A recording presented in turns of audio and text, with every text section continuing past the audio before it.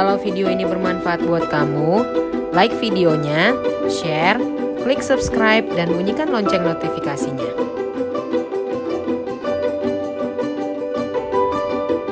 Halo semuanya, selamat sore.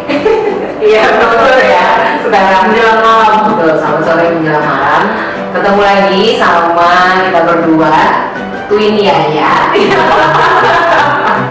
Yaya kamu ya? Kasih tahu dulu loh. Oke.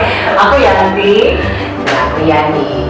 Jadi kita Twin, seperti nama channel YouTube-nya. Jangan lupa subscribe ya. Iya, jangan lupa subscribe. Oke. Nanti kalau kita ada bikin video lagi, kamu like, jangan lupa share juga. Yes, kalau bermanfaat kamu share banyak-banyak ke teman kamu ya kan? Betul. Jadi hari ini kita mau ngobrol tentang apa, Kak Yanti? Oke, hari ini sebenarnya topiknya cukup menarik ya, tentang sakit kritis. Nah, kakak mungkin pernah mengalami atau teman-teman sekalian pernah mengalami keluarga atau teman dekat, atau mungkin sering browsing dari Instagram atau Facebook yang banyak nge-share soal kitabisa.com ya kan, yang suka minta sumbangan untuk teman-temannya atau keluarganya yang mengalami sakit kritis. Jadi semacam penggalangan dana ya kan Kak? Iya. Untuk orang-orang yang terkena sakit kritis. Jadi kita akan bicara tentang itu sih Kak. Oh iya, sekarang banyak sih emang ya. Kakak udah pernah belum menyaksikan penggalangan dana secara langsung untuk orang-orang yang keluarganya mengalami sakit kritis atau teman dekatnya yang mengalami sakit kritis tapi kekurangan dana? Kalau itu kayaknya pernah deh sekali waktu mama kita ada yang anak kuliahan ya.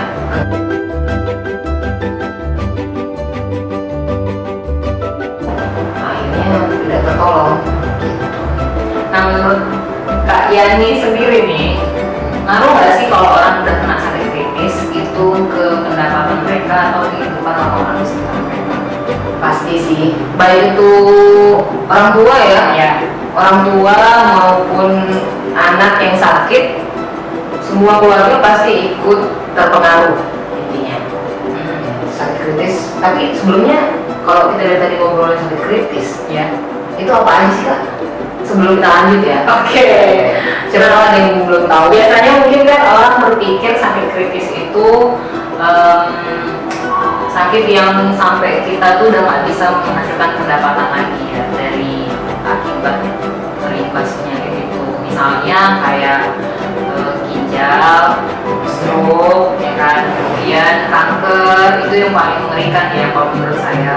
Terus serangan jantung, kemudian multiple sclerosis.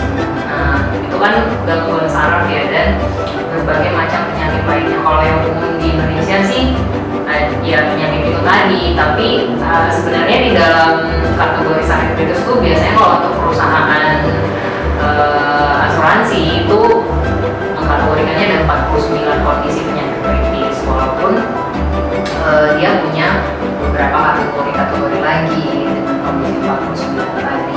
Oh iya, nanti mungkin kita bisa bahas lebih dalam tentang apa aja sih yang 49 ya. Ya, jadi kita punya konten. Jadi memperkaya konten adalah membahas tentang 49 kategori penyakit kritis. Iya, betul. Nah, dan yang mana aja yang paling berbahaya untuk kantong ya, terutama. Ya, nggak cuma kantong ya, tapi untuk jiwa raga kita juga, karena yang secara pelan-pelan membunuh kita sebenarnya dari penyakit kritis itu bukan sekedar penyakitnya aja, tetapi dampak psikologis dari penyakit itu. Nah Kak, contohnya misalnya kan kadang-kadang kakak pernah kenal nggak keluarga yang ikut drop karena salah satu anggota keluarganya kena penyakit kritis kayak kanker. Misalnya kan kanker itu dia satu orang yang kena, tapi imbasnya itu adalah misalnya istri atau suami atau pasangannya juga ikut jagain dan mengalami kurang tidur atau kurang istirahat akibat dari mendampingi si pasien. Kemudian yang kedua adalah dana ya, dan ketersediaan dana untuk berobat. Nah ini bisa tidak hanya mengganggu keuangan si pasangan, tetapi juga keluarga besar, mungkin adik, kakak, atau orang tua itu juga bisa dilibatkan dalam mendanai penyakit kritis dari si pasien ini.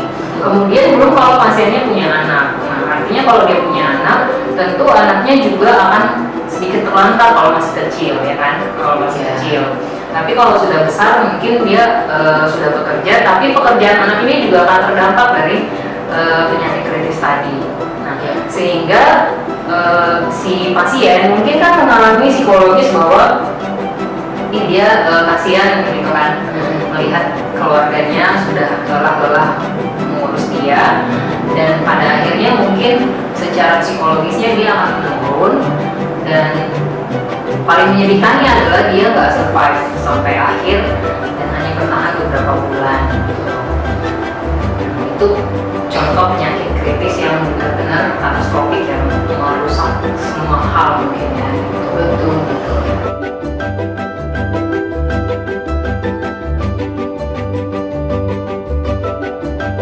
Untuk biaya pengobatan penyakit kritis kata Kakak, kira-kira kamu habiskan berapa banyak? Waduh, Ada yang penasaran ya? saya juga nggak ngerti ya Kak, karena waktu Ya kakek nenek kita sih, itu bukan kita yang handle cuma orang tua sih. iya, mungkin bisa kena ratusan juta atau bahkan miliaran rupiah tergantung dari berobatnya di mana. Ya. Kalau saya pernah baca-baca berita tuh waktu almarhum Jupe, ya dia ngabisin miliaran rupiah Kak. Gitu. Atau anaknya Denada, saya sempat baca di Instagramnya itu bahwa dia sampai jual rumah, jual apartemen, kemudian menjual banyak lagi asetnya untuk biaya pengobatan anaknya yang kena kanker. Nah, itu waktu itu diobatin satu rumah sakit dengan Ibu Ani Yudhoyono. Jadi benar-benar dia habis-habisan untuk memperjuangkan kesembuhan anaknya. Bahkan dengan banyak aset yang sudah terkumpul, tetap kurang Kak ketika udah kena penyakit kritis tadi. Mungkin ada yang sama miliaran kalau berobatnya ke Singapura. Nah, poin ya berarti ini ya Kak. Sebenarnya ini kan tentang bagaimana kita manajemen ya, manajemen keuangan dan resiko dari keuangan kita. Dalam artian jangan sampai kita udah kerja puluhan tahun, ternyata hanya karena ya amit-amit sih, kita nggak mengharapkan ya kita ada anggota keluarga kita yang sakit, tapi kan hidup nggak ada yang tahu ya. Nah, ada nggak solusi gitu kira-kira yang membuat kita tuh bisa mengalihkan resiko? Katanya kan kalau saya dulu belajar manajemen ya Kak, ada namanya manajemen resiko nih. Manajemen resiko itu dalam artian kita bisa menghindari resiko.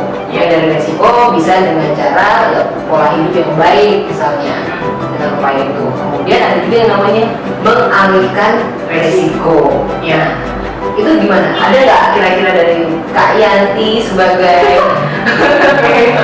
orang keuangan ya kan? Oke, jadi sebenarnya kan Kak, kalau kita belajar ini, dulu sih saya belajar manajemen risiko. Risiko itu bisa diminimalisir. Oke. Nah, kalau menghindari resiko ya tergantung resikonya ya Kak. Kalau kesehatan kayak tadi, ya simpelnya menghindari resiko dengan gaya hidup sehat. Tapi balik lagi, kita udah merasa gaya hidup kita sehat, tapi tetap aja ada orang yang kena sakit kritis. Padahal katakanlah ada beberapa keluarga yang dia makanannya dijaga, misalnya dia nggak makan junk food atau nggak makan makanan yang instan. Nah, tapi tetap kena tumor juga atau kena kanker juga, Iya. gitu. Nah, ya sebenarnya untuk menghindari risikonya selain gaya hidup sehat ya banyak-banyak doa Kak, ya kan? Bener kan Kak aku? Iya benar. Banyak doa dan menjaga gaya hidup sehat. Betul. Tapi untuk meminimalisir risiko, kalau dulu pelajaran saya sih ya Kak, kita mengalihkannya ke orang lain Kak. Oh Gitu. Jadi kalau ada orang yang mau membantu kita untuk menanggung resiko itu, kita harus ambil Kak, atau kita harus deket-deket sama orang itu. Wow. Nah, gitu. Siapa ya?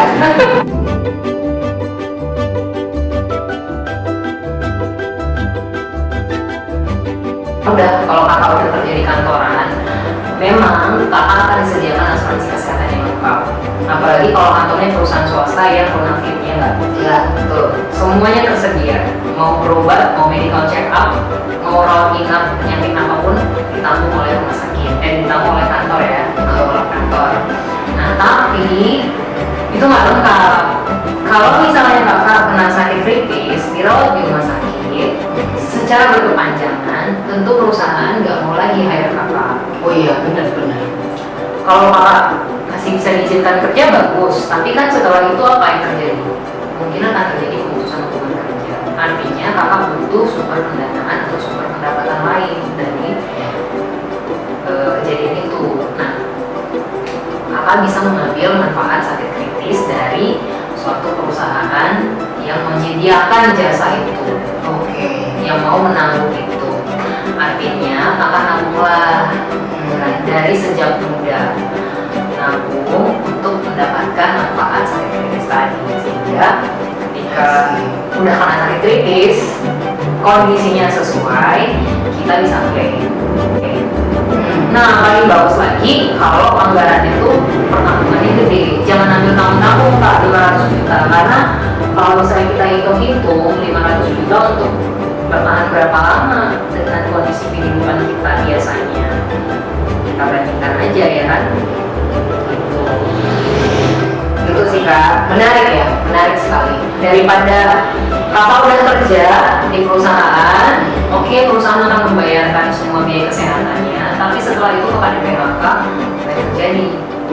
Ya, Semua aset yang udah terkumpul, kakak oke lah kerja di perusahaan bonafide, udah beli rumah, udah beli mobil, udah beli tanah di beberapa lokasi, punya beberapa usaha, punya saham, ya kan, di perusahaan-perusahaan blue chip yang sahamnya naiknya stabil, ya kan. Nah, tapi itu semua akan terlikuidasi Kak pada akhirnya kalau misalnya kakak nggak punya proteksi atau menahan untuk pendapatan atau aset-aset kakak tadi jika kakak mengalami sakit kritis. sebenarnya ini penting ya buat satu kaum milenial yang pasti, karena kaum milenial ini sekarang kecenderungannya banyak yang punya usaha sendiri, ya nggak sih? Iya, kalau misalnya dia nggak punya company tempat dia bernaung, Ya, betul, berarti dia harus menanggung sendiri biayanya. betul, betul. Dan ya jangan ngarepin orang tua. Kalau orang tua nanti ngarepinnya balik ke video yang sebelumnya ya. Nanti tonton lagi deh ceritanya kenapa kita harus memilih proteksi untuk melindungi penghasilan orang tua kita juga gitu, dan tidak membebani orang tua. Dan yang kedua, selain kaum milenial, adalah mereka yang punya keluarga, terutama bagi yang masih punya anak kecil. Nah, bener ya? Anak kecil atau anak bayi gitu loh. Kalau punya kepala keluarga yang punya anak kecil, artinya alternatif ketiga itu harus punya asuransi jiwa. oh Itu menurut saya sebagai senjata terakhir. Kalau misalnya nih udah kena sakit kritis, kemudian oke lah dibayarin kantor untuk rumah sakit, berikutnya dia di PHK, oke lah berarti asuransi sakit kritisnya bisa cair, kan dia dapat backup dana. Amit-amit kata, ketika misalnya dana sakit kritisnya ternyata habis juga untuk pengobatan, maka senjata terakhir yang bisa melindungi impian anak ini atau melindungi kehidupan anak ini setelah ditinggalkan oleh ayahnya itu adalah warisan atau dari asuransi jiwanya tadi. Jadi kalau misalnya ada di sini penonton kita ya, viewers YouTube Twin ya yang masih punya anak, masih kecil-kecil, coba dipandangin wajahnya tiap malam. Ya, didoain juga ya biar apa yang teman-teman cari untuk menghidupi anak ini itu bisa berkah. Tapi setelah teman-teman viewers gak ada lagi, nah, masih bisa nggak anak ini menggapai impiannya? Salah satu senjata terakhirnya adalah menyediakan warisan yang liquid ya dalam bentuk uang. Dan asuransi jiwa itu nggak pakai pajak. Jadi sekian banyak tadi obrolan yang udah kita bincangkan. Mungkin sedikit mensummary atau meringkasnya. Poin pentingnya adalah buat kamu yang sudah punya penghasilan tapi masih ragu untuk mengambil asuransi, jangan ragu.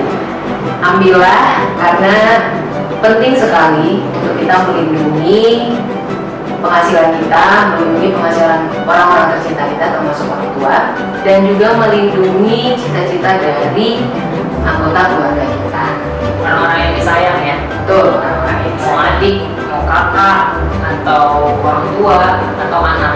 betul. Nah, jadi itu pesan terakhir dari kami. Ambil keputusan sekarang ini, Mumpung Bukan- masih sehat masih sehat. dan masih punya penghasilan. Betul, tidak ada keraguan, terutama untuk kamu yang milenial terutama, dan bagi siapapun yang sudah memiliki keluarga, tidak ada ruginya. Yang pasti, namanya kita mempersiapkan masa depan, pasti tidak ada ruginya, bener lah. Benar sekali. Jadi jangan lupa ya, like, subscribe, dan share channel YouTube kita kalau kamu merasa ini bermanfaat. Ya, betul sekali. Oke, dari kami cukup sekian. Sampai ketemu lagi di topik selanjutnya. Bye bye.